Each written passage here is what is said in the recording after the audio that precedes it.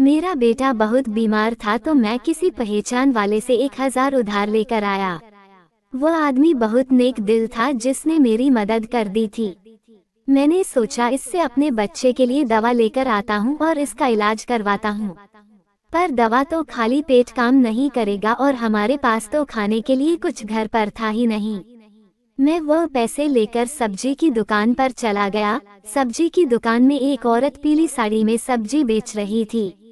मैंने उससे अपनी जरूरत का सब्जी खरीद लिया और मन ही मन सोचने लगा, ये सब्जी तो काफी महंगी होगी, इससे कितने पैसे बचेंगे, फिर मुझे अपने बच्चे का इलाज भी तो करना है। कांपते हुए हाथों से जब जब मैंने उसे 500 का नोट पकड़ाया तो उसने मुझे जो पैसे वापस किए मैं उसे लेकर घर पर आ गया। जब मैंने घर आकर पैसे गिना तो उसमें 450 मुझे वापस किया था, जबकि मैंने इससे कहीं ज्यादा का सब्जी खरीद लिया था। मुझे इस बात का अफसोस होने लगा कि मैंने पहले नहीं देखा। बेचारी औरत ने जब देखा होगा तो वह पछता रही होगी। वो उसकी मेहनत और ईमानदारी का पैसा होगा और उसने गलती से मुझे ज्यादा वापस कर दिया। उस वक्त बाकी बचे हुए पैसे से मैं अपने बच्चे के लिए दवाई लेकर आया।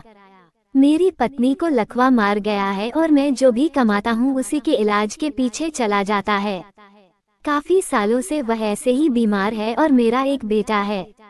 अगली शाम मैंने सोचा कि मैं फिर थोड़ी सी सब्जी लेकर आता हूँ और उसके पैसे भी उसे वापस दे आता हूँ।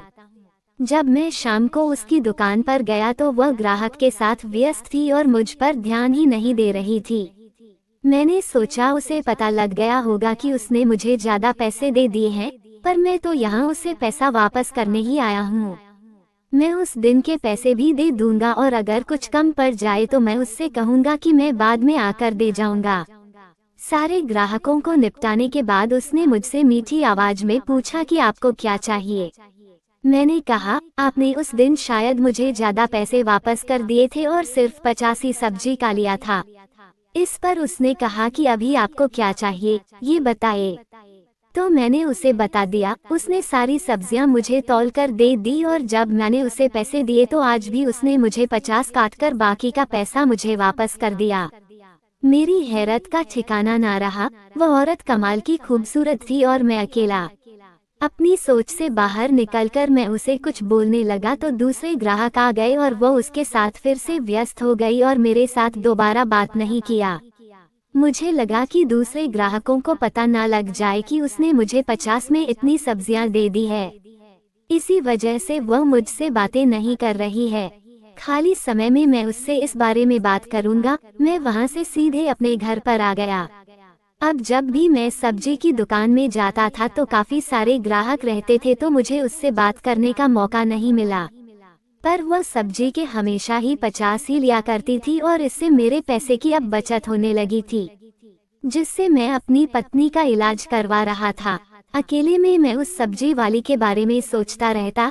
जब मैं छोटा था तो मेरी माँ और पापा के बीच में अक्सर ही झगड़ा हुआ करता था। मुझे समझ नहीं आता था कि मेरी माँ को मेरे पापा से क्या परेशानी थी। वो हर वक्त उनके साथ बहुत ही खराब बर्ताव करती थी। पापा जो भी काम कर पैसे कमाते थे माँ सारे पैसे रख लेती थी और पापा को ठीक से 2 वक्त का खाना भी नसीब नहीं होता था। हम 2 भाई थे। मेरा भाई बड़ा होते होते माँ ने उसे किसी को बेच दिया था। पापा के साथ इस बात पर माँ की बहुत लड़ाई हुई थी, पर हमेशा की तरह मेरे पापा कुछ नहीं कर पाए थे। मैं भी बहुत डरा रहता था कि मेरी माँ मुझे भी कभी बेच ना दे और मुझे दूसरों के घर पर गुलामी ना करना पड़े। लेकिन जैसे जैसे मैं बड़ा होता गया एक दिन मेरी माँ ने मुझे भी बेच दिया। मुझे जो आदमी खरीदा था वह दिन भर बहुत काम करवाता था और उसके पैसे भी नहीं देता था। बस मुझे खाने के लिए कुछ रोटियां दे दिया करता था। कुछ सालों तक मैं उसके पास काम करता रहा, लेकिन एक दिन उस आदमी ने उसकी बेटी से मेरी शादी करवा दी और मुझे मकान खरीद कर दे दिया। उसकी बेटी हर वक्त बीमार रहा करती थी और उसकी कहीं भी शादी नहीं हो पा रही थी। इसी वजह से उसने अपनी बेटी की शादी मुझसे करवा दी थी और शादी के बाद मुझे एक बेटा भी हो गया। लेकिन फिर मेरे ससुर चल बसे और उसके गम में मेरी पत्नी को लकवा मार दिया और उसने हमेशा के लिए बिस्तर पकड़ लिया। अब उसकी देखभाल मुझे ही करनी पड़ती है। साथ ही मैं बच्चे की देखभाल भी करता हूँ और काम भी करता हूँ। मैं मजदूरी का काम करके किसी तरीके से पैसे कमाता हूँ। रात को मुझे अकेलापन महसूस होता है। मेरी जिंदगी बिल्कुल जहन्नुम बन चुकी है, लेकिन इस सब्जी वाली की वजह से अब मेरे पैसे बचने लगे तो मैं अपने बेटे को सरकारी स्कूल में डाल दिया।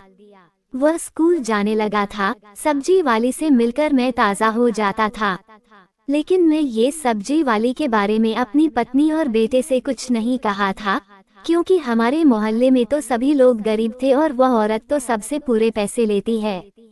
बस मुझसे ही 50 लेती है और मुझे ये बात बिल्कुल ही समझ नहीं आती थी कि आखिर वह मुझसे पैसे कम क्यों लेती है। कहीं वह मुझे पसंद तो नहीं करती, पर उसने कभी मेरी ओर आंख उठाकर भी नहीं देखा। मोहल्ले के लोग जानते थे कि मेरी पत्नी बीमार रहती है, इसलिए मोहल्ले की कई अकेली औरत मुझसे बात करने की कोशिश करती है कि मैं अपनी पत्नी को घर से निकालकर उनके साथ रिश्ता बना लूं, क्योंकि सब जानते हैं कि मैं अपनी पत्नी से बहुत परेशान हो चुका हूं। पर सिर्फ मेरी पत्नी बीमार है, इस वजह से मैं उसे घर से बाहर तो नहीं निकाल सकता और किसी दूसरी औरत के साथ संबंध नहीं बना सकता, चाहे मैं कितना भी तन्हा रहूं। एक दिन मैं उस सब्जी वाली के पास सब्जी लेने गया तो मैंने सोच लिया था कि आज उससे पूछूंगा कि आखिर तुम सब्जी के इतने कम पैसे क्यों लेती हो। आज वह सब्जी वाली बिल्कुल अकेली थी, तो मैं उससे पूछने ही जा रहा था कि तभी दुकान पर ग्राहक आ गया और वह उसके साथ बातें करने लगी। उसने भी वही सब्जी ली थी तो उसके ज्यादा पैसे लिए। उसके बाद उसने मुझसे बात करी। जब मैंने भी वही सब्जी जी ली तो उसने मुझसे सिर्फ 50 लिए। उस वक्त दुकान में ग्राहक की भीड़ लग गई तो मैं उससे कुछ नहीं पूछ पाया और घर पर वापस आ गया। लेकिन अब मैं समझ चुका था कि करीबन 100 से 150 की सब्जी वो मुझे सिर्फ 50 में ही दे दी है। एक दिन मैं जिस बिल्डिंग पर काम करता था उसकी छत की ढलाई होनी थी, तो मालिक ने मुझे पैसे दिए और सब मजदूरों के लिए सब्जी लाने को कहा। मैं उस सब्जी वाली के पास गया और ढेर सारी सब्जी खरीदने लगा। मुझे इतनी सारी सब्जी खरीदते हुए देखकर वह चौंक उठी। सारी सब्जियां तोलने के बाद जब मैं उसे पैसे दिए तो उसने बस मुझसे 50 ही लिए। उसका चेहरे का भाव देखने के बाद मैंने कहा, ये सब्जियां मेरे लिए नहीं है, ये प्रमोटर के सारे मजदूर को खिलाने के लिए सब्जी लाने को कहा है। ये सुनकर उसने राहत की सांस ली और मुस्कुराए और फिर सारी सब्जी के मुझसे हिसाब से पैसे लिए। उसकी मुस्कुराहट में एक आकर्षण था।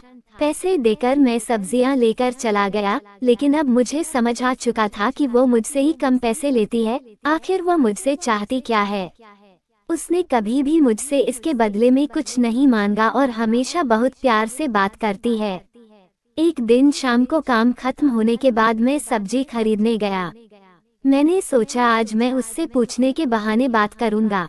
मैंने देखा दुकान में उसने किसी लड़के को काम पर लगा रखा है। उसके सामने मैं कुछ नहीं पूछ पाया, पर मैं मौके की तलाश करता रहा। वह मुझे एक सुकून भी देती थी। एक दिन मैं सब्जी लेने गया तो उसकी दुकान पर वह लड़का अकेला था। जब मैं सब्जी लेकर उसे पैसे दिए तो उस लड़के ने भी मुझसे 50 ही लिए, बाकी का पैसा वापस कर दिया। आज मैंने उस लड़के से पूछा कि तुम इतने सब्जी के 50 क्यों लिए? उसने कहा, मालकिन ने मुझे कह रखा है कि आप जब भी आओ जितनी भी सब्जियां ले लो, मैं आपसे 50 से ज्यादा ना लूं। जब मैं उस लड़के से इसकी वजह पूछी तो उसने कहा, मुझे इस बारे में नहीं मालूम है, पर मालकिन को आपका इंतजार रहता है। ये क्या कह दिया इस लड़के ने। ऐसे ही दिन बीतते चले गए और आखिरकार वह दिन आ ही गया जब मुझे वह सब्जी वाली अकेली मिल गई। आज मैंने उससे पूछा, मैं तुमसे जितनी भी सब्जियां लेता हूँ तुम मुझसे उसके 50 ही क्यों लेती हो? उसने पूछा, मैंने जो आपसे कम पैसे लिए इससे आपको कोई मदद हुई? मैंने कहा, मेरी बहुत मदद हुई। मेरे पैसे बचने लगे, जिस वजह से मैंने अपने बेटे को स्कूल में दाखिल करवा दिया और अपनी पत्नी का भी इलाज करवाने लगा। उसने ने कहा, मैंने आपकी मदद करने के लिए ही सब्जी के कम पैसे लिए ताकि आपका भला हो जाए। अब मैंने उससे जो पूछा वह सुनकर वह घबरा गई। मैंने कहा, मैं तो गरीब की बस्ती में ही रहता हूँ और यहाँ ज्यादातर लोग गरीब ही हैं, और फिर तुम मेरी मदद क्यों करती हो? उसने कहा, अगर तुम ये जानना चाहते हो तो पहले तुम्हें एक वादा करना पड़ेगा कि सब जानने के बाद भी तुम मुझसे ही सब्जी लोगे। मैंने उससे वादा किया तो उसने कहा कि कल रात को तुम मेरे घर पर आ जाना, तुम्हें तुम्हारे जवाब मिल जाएगा, और उसने जल्दी से अपना पता भी मुझे दे दिया। मैं उससे पूछने ही जा रहा था कि तुम यही अभी बता दो ना, इसके लिए तुम्हारे घर पर जाने की क्या जरूरत है। पर इससे पहले कि मैं कुछ पूछता वहाँ ग्राहक आ गए और वो उनके साथ व्यस्त हो गई।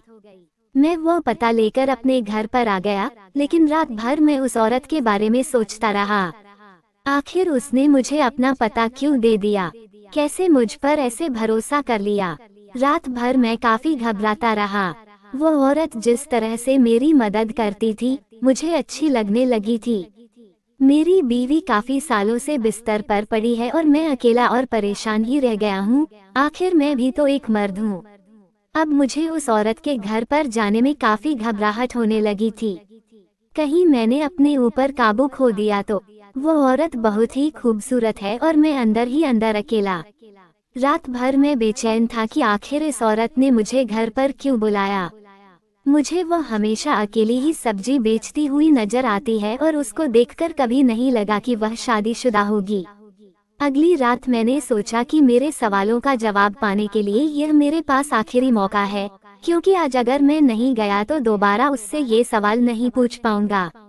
आखिरकार मैं उसके पते पर पहुंच गया, पर अगले ही पल ख्याल आया कि मैं यहीं से मुड़ जाऊं।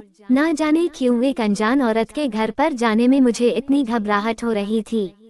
मैंने हिम्मत करके उसके घर का दरवाजा खटखटाया, लेकिन मैंने सोचा कि वापस चला ही जाता हूँ, पर उसने दरवाजा खोल दिया। मुझे देखते ही उसके चेहरे पर एक मुस्कुराहट आ गई। वह एक लाल साड़ी पहनी हुई थी और आज कमाल की खूबसूरत लग रही थी। उसने मुझे अंदर आने को कहा। मैं काफी घबराता हुआ उसके कमरे के अंदर आ गया, तो उसने मुझे कुछ खिलौने में से एक हाथ की बनी अंगूठी दिखाई। उस अंगूठी को देखते ही मुझे अपना अतीत याद आने लगा।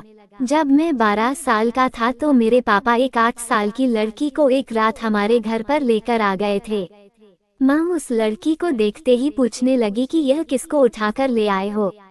पापा ने कहा इस लड़की का कोई नहीं है, ये बेसहारा है, इसलिए मैं इसे अपने घर पर ले आया हूँ। एक मासूम बच्ची कहाँ दर दर की ठोकरें खाएगी। यह आज से हमारे घर पर ही रहेगी। मेरी माँ इस बात से बिल्कुल खुश नहीं थी और उन दोनों के बीच इस बात को लेकर झगड़े होते रहे। वो अपने बेटों की ही जिम्मेदारी नहीं लेना चाहती थी, तो अब एक और लड़की आकर घर पर बैठ गई। वो इस बात को मानने को तैयार नहीं थी। गरीबी में हमारा खुद का ही गुजारा नहीं चलता था, फिर इस लड़की की जिम्मेदारी कैसे उठाते। पर मेरे पिता एक रहमदिल इंसान थे, उन्हें इस लड़की को देखकर तरस आ गया था। इसी वजह से उसे लेकर आ गए थे।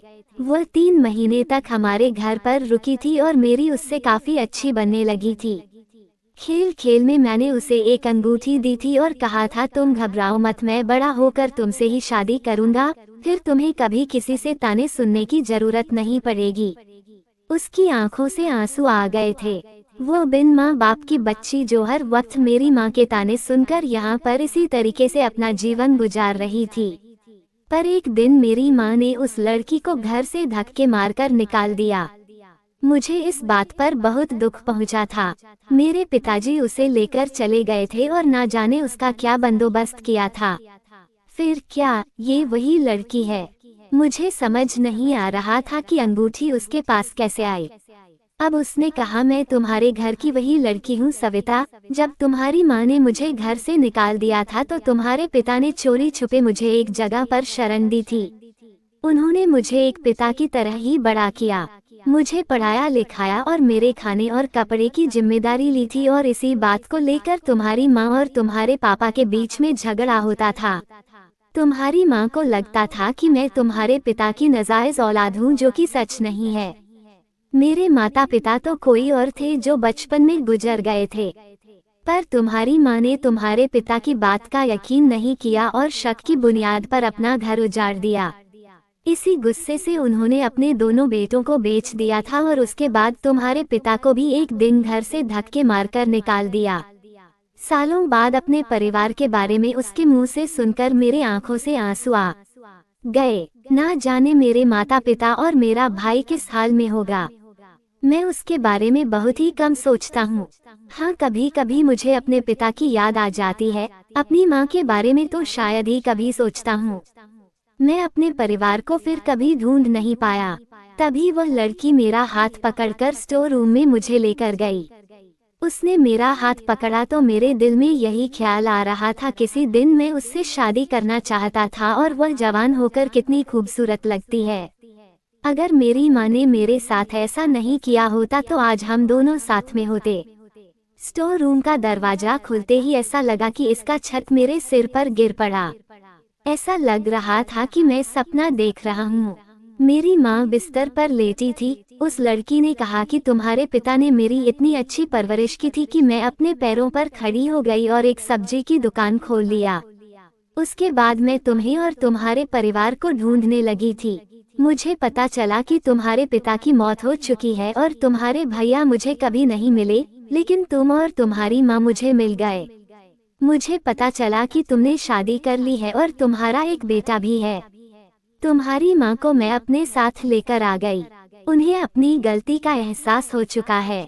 मेरी माँ ने जब मुझे देखा तो उनकी आंखों में आंसू थे। वो बिल्कुल बिस्तर में थी और अपनी जिंदगी की आखिरी दिन गिन रही थी। सविता ने बताया कि इसी वजह से दुकान पर मैंने उस लड़के को रख लिया था, ताकि मैं तुम्हारी माँ की देखभाल कर सकूं। मैं तुम्हारी मदद करना चाहती थी, पर अगर तुम्हें बिना पैसे के साथ सब्जी दे देती तुम्हें बुरा लगता। इसी वजह से मैं तुमसे 50 लेती थी, ताकि तुम बार बार मेरी दुकान पर वापस आओ। उस वक्त मुझे मन तो यही कर रहा था कि मैं उसे अपनी बाहों में ले लूं, पर फिर मुझे अपनी पत्नी का ख्याल आया।